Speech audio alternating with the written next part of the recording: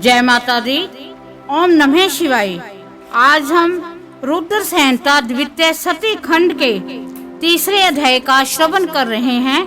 कामदेव के नामों का निर्देश, उसका रति के साथ विवाह।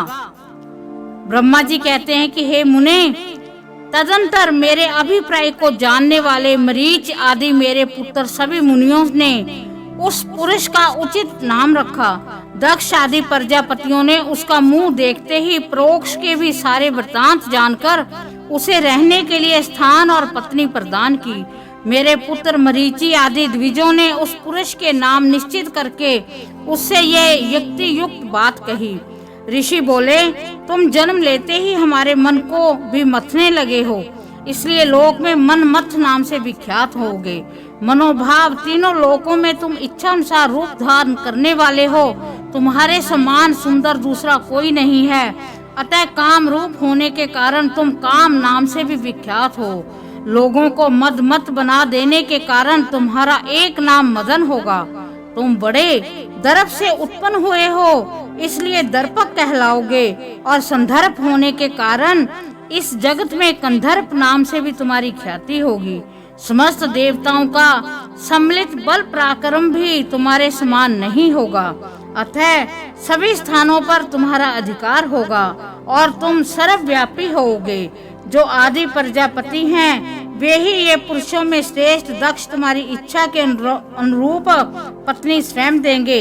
वह तुम्हारी कामनी होगी। ब्रह्मा जी ने कहा कि हे मुने, फिर मैं वहां से अदृश्य हो गया। इसके बाद दक्ष मेरी बात का स्मरण करके कंधर्व से बोले, कामदेव, मेरे शरीर से उत्पन्न हुई मेरी ये कन्या सुंदर रूप और उत्तम गुणों से सुशोभित है। इसे तुम अपनी पत्नी बनाने के लिए ग्रहण करो। ये गुण की दृष्टि से स्वर्था तुम्हारे योग्य है। महातेजस्वी मनोभाव, ये सदा तुम्हारे साथ रहने वाली और तुम्हारी रुचि के अनुसार चलने वाली होगी। धर्मतः ये सदा तुम्हारे अधीन रहेगी।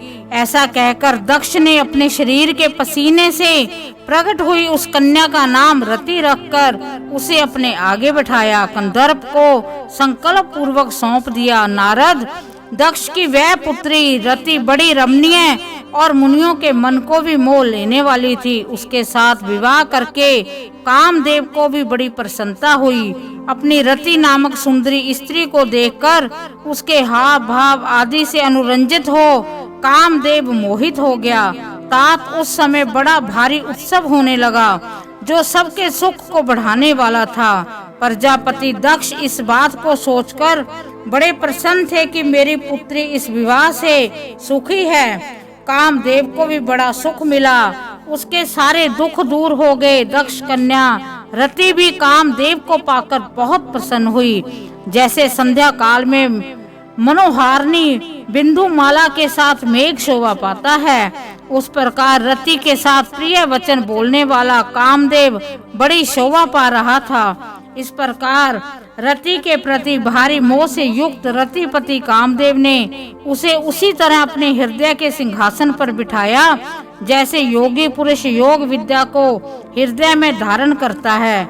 इसी प्रकार पूर्ण चंद्रमुखी रति भी उस श्रेष्ठ पति को पाकर उसी तरह सुशोभित हुई, जैसे हरि को पाकर पूर्ण चंद्र नाना लक्ष्मी शोभा पाती है। इस प्रकार शिव पुराण के रुद्र संहिता द्वितीय सती खंड के तीसरे अध्याय का समापन होता है। भगवान शिव हम सब पर अपनी विशेष कृपा प्रदान करें। ओम नमः शिवाय।